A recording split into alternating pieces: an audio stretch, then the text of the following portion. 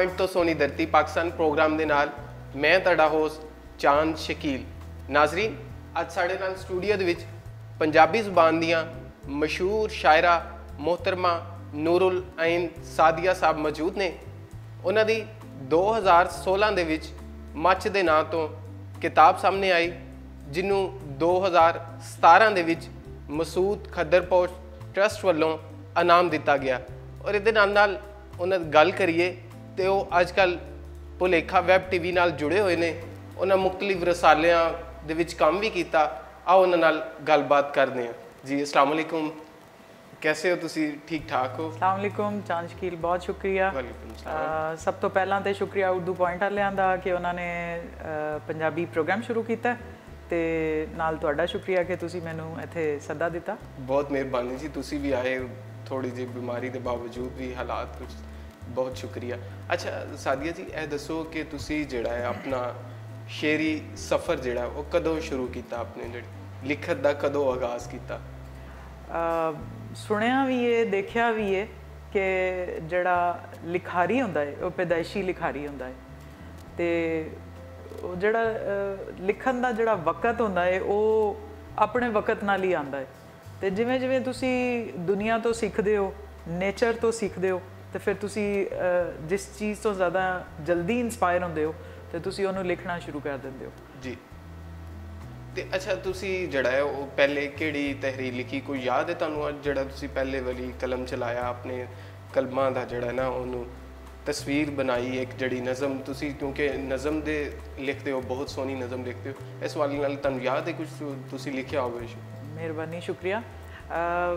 मैं बहुत छोटी तो नहीं सा, 7वीं 8वीं च सा, ते मेरे नाना जी मैंने सुनाते होंदे सन।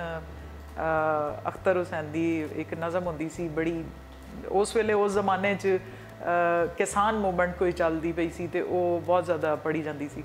अल्लाह मियाँ थल्ले आ अपनी दुनिया वेंदा जा, ते वो जो सानूं सुनाते सन साईं अख्तर लाहौरी, सॉरी मैं उन्होंने नाम भुल गई सी, तो वो सुनाते सन पंजाबी दे विच, ते साढ़े घर आम तौर ते पंजाबी बोली जाती है।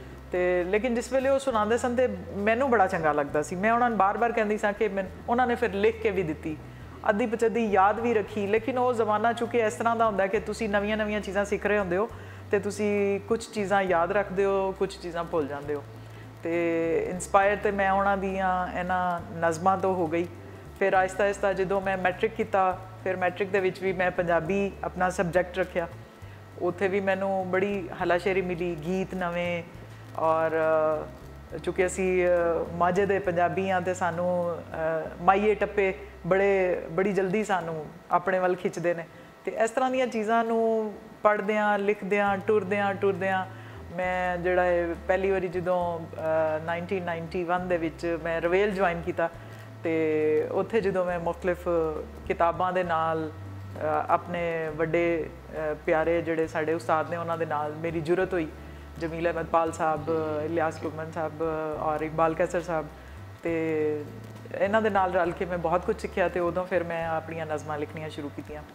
तो मेरी पहली नज़म सी, सिर ते उच्ची पग ना बन्नी पैरी जुत्ती सोहनी पाई, सिर ते उच्ची पग ना बन्नी पैरी जुत्ती सोहनी पाई, करे जो चाई चाई तां जे तेरे वैरी सिर ना तकन पैरी तकन। वाह वाह वाह वाह वाह, बहुत अच्छे जी।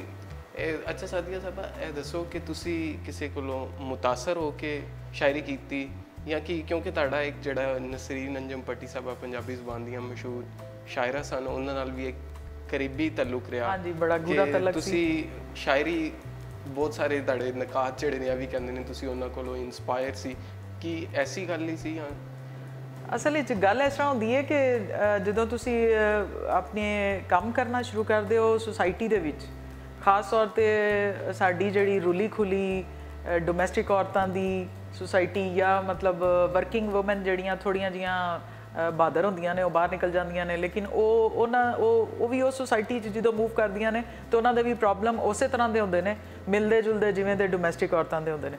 तो जो मैं काम करना शुरू किया तो मैंने बहुत सारिया चीज़ां जिहड़ियां ने वो तंग करदियां सन, तो मैं जिथे मैं बोल नहीं सा सकती उत्थे फिर मैं लिख लैनी सा। लेकिन मैं जो पढ़ना शुरू किया, किश्वर नाईद, फहमीदा रियाज, अमृता प्रीतम, ਔਰ ਆਖਰ ਤੇ ਵਾਰੀ ਆ ਗਈ ਨਸਰੀਨ ਅੰਜੁਮ ਭੱਟੀ ਦੀ।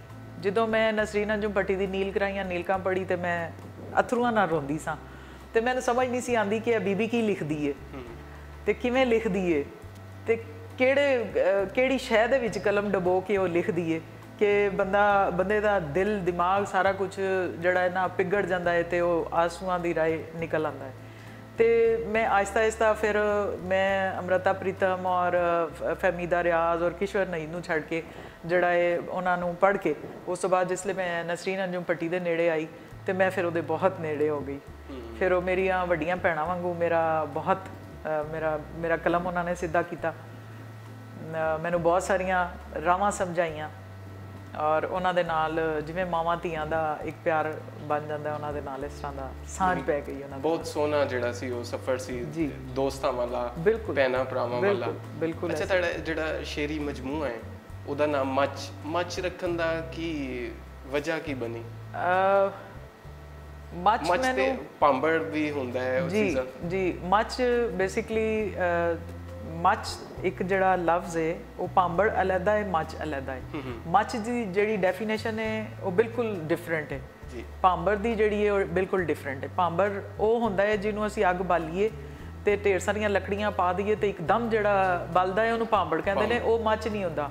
ਜਿਹੜਾ ਮੱਚ ਹੁੰਦਾ ਹੈ ਉਹ ਲੱਕੜੀਆਂ ਜਿਹੜੀਆਂ ਬਲਦੀਆਂ ਹੌਲੀ ਹੌਲੀ ਸਵਾਹ ਬਣ ਜਾਂਦੀਆਂ ਨੇ ਔਰ ਥੱਲੇ ਬਿਲਕੁਲ ਜਿਹੜੀ ਇੱਕ ਅੱਧੀ ਚਿੰਗਾਰੀ ਰਹਿ ਜਾਂਦੀ ਹੈ ਔਰ ਬੁਝਦੀ ਨਹੀਂ, ਉਹਨੂੰ ਮੱਚ ਕਹਿੰਦੇ ਨੇ। ਅੱਛਾ, ਨਾ ਬੁਝਣ ਵਾਲੀ ਚੀਜ਼ ਜਿਹਨੂੰ ਤੁਸੀਂ ਕਿਸੇ ਵੇਲੇ ਵੀ ਜਲਾ ਸਕਦੇ ਹੋ, ਕਿਸੇ ਵੇਲੇ ਵੀ ਫੂਕ ਮਾਰ ਕੇ ਤੇ ਤੁਸੀਂ ਉਹਦੇ ਵਿੱਚ ਹੋਰ ਲੱਕੜੀ ਪਾ ਕੇ ਤੇ ਉਸ ਨੂੰ ਦੁਬਾਰਾ ਤੁਸੀਂ ਪਾਂਬੜ ਬਣਾ ਸਕਦੇ ਹੋ। ਯਾਨੀ ਕਿ ਉਹਦੇ ਕੋਲੋਂ ਤੁਸੀਂ ਉਹਨੂੰ ਬੁਝਾ ਵੀ ਸਕਦੇ ਹੋ, ਉਹਦੇ ਕੋਲੋਂ ਮਜ਼ੀਦ ਫਾਇਦਾ ਵੀ ਲੈ ਸਕਦੇ ਹੋ। ਇਹ ਤੁਹਾਡੇ ਤੇ ਡਿਪੈਂਡ ਕਰਦਾ ਹੈ ਕਿ ਤੁਸੀਂ। ਬਿਲਕੁਲ ਇਸ ਤਰ੍ਹਾਂ ਹੀ ਹੈ। ਜਦੋਂ ਮੈਂ ਪੜ੍ਹਨਾ ਸ਼ੁਰੂ ਕੀਤਾ ਤੇ ਮੇਰੀ ਹਿਸਟਰੀ ਤੇ ਜ਼ਿਆਦਾ ਹੈ।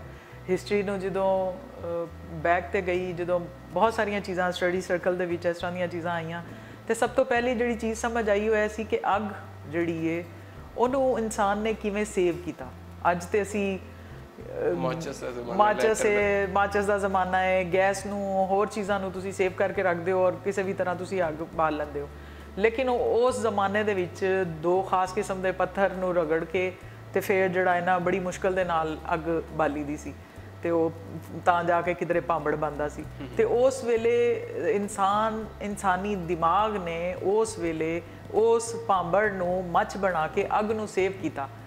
ਲੇਕਿਨ ਉਹਦੀਆਂ ਜਿਹੜੀਆਂ ਰਮਜ਼ਾਂ ਨੇ ਮੈਂ ਉਹਨੂੰ ਚੁੱਕ ਕੇ ਆਪਣੀ ਪੂਰੀ ਪਿਛਲੀ ਉਸ ਹਿਸਟਰੀ ਤੋਂ ਜਿਹੜੀ ਸਾਡੀ ਇਨਸਾਨੀ ਲੈਵਲ ਦੀ ਜਿਹੜੀ ਹਿਸਟਰੀ, ਜਿੱਥੋਂ ਇਨਸਾਨ ਦੀ ਪੈਦਾਇਸ਼ ਦਾ ਅਮਲ ਸ਼ੁਰੂ ਹੋਇਆ ਉੱਥੋਂ ਲੈ ਕੇ, ਜਾਂ ਇਨਸਾਨ ਦੇ ਦਿਮਾਗ ਦੀ ਪੈਦਾਇਸ਼ ਦਾ ਅਮਲ ਸ਼ੁਰੂ ਹੋਇਆ ਉੱਥੋਂ ਲੈ ਕੇ ਹੁਣ ਤੱਕ ਜੋ ਵੀ ਡਿਊਰੇਸ਼ਨ ਗੁਜ਼ਰਿਆ ਉਹਦੇ ਤੋਂ ਮੈਂ ਜਿਹੜਾ ਇਹਨਾਂ ਮੱਚ ਤੋਂ ਉਹਨੂੰ ਬਣਾਇਆ ਕਿ ਮੇਰੀ ਕਿਤਾਬ ਦਾ ਨਾਮ ਮੱਚ। ਕਿਉਂਕਿ ਇੱਕ ਇਨਸਾਨ ਦੀ ਜ਼ਿੰਦਗੀ, ਮਿਹਰਬਾਨੀ, ਇੱਕ ਇਨਸਾਨ ਦੀ ਜ਼ਿੰਦਗੀ ਚਾਹੇ ਉਹ ਤੁਹਾਡੀ ਜ਼ਿੰਦਗੀ ਹੋਵੇ ਜਾਂ ਮੇਰੀ ਹੋਵੇ, ਉਹ ਬਿਲਕੁਲ ਮੱਚ ਦੀ ਤਰ੍ਹਾਂ ਹੀ ਹੁੰਦੀ ਹੈ। ਸਾਡੇ ਮਾਪੇ ਜਾਂ ਅਸੀਂ ਆਪਣੀ ਸੁਸਾਇਟੀ ਤੋਂ ਅੱਗ ਲੈ ਕੇ ਤੇ ਅਸੀਂ ਪਾਂਬੜ ਬਣਾਉਂਦੇ ਹਾਂ ਤੇ ਫਿਰ ਹੌਲੀ ਹੌਲੀ ਉਸ ਪਾਂਬੜ ਨੂੰ ਸਾਡੀ ਉਮਰ ਜਿਹੜੀ ਹੈ ਜਵਾਨੀ ਦੀ ਲੰਘ ਕੇ ਫਿਰ ਉਸ ਤੋਂ ਬਾਅਦ ਜਿਸ ਵੇਲੇ ਅਸੀਂ ਆਪਣੇ ਬੁਢਾਪੇ ਵੱਲ ਆਉਂਦੇ ਹਾਂ ਤੇ ਫਿਰ ਅਸੀਂ ਉਸ ਮੱਚ ਨੂੰ ਸੇਵ ਕਰ ਲੈਂਦੇ ਹਾਂ। ਫਿਰ ਅਸੀਂ ਉਹਨੂੰ ਸੇਵ ਕਰਕੇ ਉਸੇ ਤਰ੍ਹਾਂ ਆਪਣੀ ਨਵੀਂ ਪੌਦ ਨੂੰ ਅੱਗੇ ਦੱਸਦੇ ਹਾਂ ਕਿ ਤੁਸੀਂ ਜਿਹੜਾ ਇਹਨੂੰ ਕਿਸ ਤਰ੍ਹਾਂ ਬਾਲਣਾ ਹੈ ਤੇ ਪਾਂਬੜ ਬਣਾਉਣਾ ਹੈ। ਵਾਹ, ਬਹੁਤ ਸੋਹਣਾ ਖਿਆਲ ਸਾਦੀਆ ਜੀ। ਤੁਸੀਂ ਬੜਾ ਉਹਨੂੰ ਜਿਹੜਾ ਐਕਸਪਲੇਨ ਕੀਤਾ, ਉਹ ਲਫ਼ਜ਼ ਨੂੰ ਮੱਚ ਦੀ ਜਿਹੜੀ ਡੈਫੀਨੇਸ਼ਨ ਇੱਕ ਸ਼ਾਇਰ ਚੁੱਕ ਕੇ ਤੁਸੀਂ ਉਹ ਲਫ਼ਜ਼ ਇਸਤੇਮਾਲ ਕੀਤਾ ਔਰ ਇਸ ਤੋਂ ਜ਼ਿਆਦਾ ਮੇਰਾ ਖਿਆਲ ਹੈ ਕਿ ਕੋਈ ਨਹੀਂ ਵੱਧ ਦੱਸ ਸਕਦਾ ਉਹਦੇ ਮੱਚ ਦੇ ਜਿਹੜੇ ਮਾਇਨੇ ਨੇ। ਅੱਛਾ, ਤੁਹਾਡੀ ਉਹ ਅਗਰ ਮੈਂ ਚਾਹੁੰਦਾ ਹਾਂ ਟਾਈਟਲ ਵੀ ਹੈ ਕਿਤਾਬ ਦਾ ਔਰ ਤੁਸੀਂ ਅਗਰ ਉਹ ਨਜ਼ਮ ਸੁਣਾਓ ਸਾਨੂੰ ਤੇ। ਸ਼ੋਰ। ਹਾਂਜੀ, ਮੇਰੀ ਟਾਈਟਲ ਜਿਹੜਾ ਹੈ ਮੱਚ ਕਿਤਾਬ ਦਾ ਨਾਮ ਹੈ ਤੇ ਇਸ ਤਰ੍ਹਾਂ ਹੀ ਨਜ਼ਮ ਦਾ ਨਾਮ ਹੀ ਹੈ ਮੱਚ। ਧੀਆਂ ਵਿਛੜੀਆਂ ਕਣਕਾਂ ਨਿਸਰੀਆਂ, ਧੀਆਂ ਵਿਛੜੀਆਂ ਕਣਕਾਂ ਨਿਸਰੀਆਂ, ਰਾਖੀ ਕੌਣ ਕਰੇ ਖੇਡਾਂ ਹੋ ਗਈਆਂ ਆਸਾਂ ਰੋ ਪਈਆਂ, ਸੌਖੀ ਕੌਣ ਕਰੇ। ਪਾਂਬੜ ਬਲਦਾ ਹੈ ਜਿਹਦਾ ਤੁਸੀਂ ਉਹਨੇ ਜ਼ਿਕਰ ਕੀਤਾ ਸੀ। ਪਾਂਬੜ ਬਲਦਾ ਏ ਜੱਗ ਵੀ ਰਲਦਾ ਏ। ਪਾਂਬੜ ਬਲਦਾ ਏ ਜੱਗ ਵੀ ਰਲਦਾ ਏ, ਸਾਂਝੀ ਕੌਣ ਕਰੇ।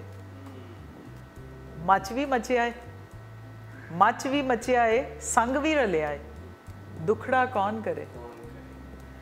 ਤੇ ਵਿਹੜੇ ਵੜਿਆ ਏ, ਵਿਹੜੇ ਵੜਿਆ ਏ, ਚਾਨਣ ਡਰਿਆ ਏ। ਵਾਹ ਵਾਹ ਵਾਹ ਵਾਹ। ਵਿਹੜੇ ਵੜਿਆ ਏ, ਚਾਨਣ ਡਰਿਆ ਏ, ਚਾਨਣ ਡਰਿਆ ਏ, ਖੁਸ਼ੀਆਂ ਕੌਣ ਕਰੇ। ਕੌਣ ਕਰੇ।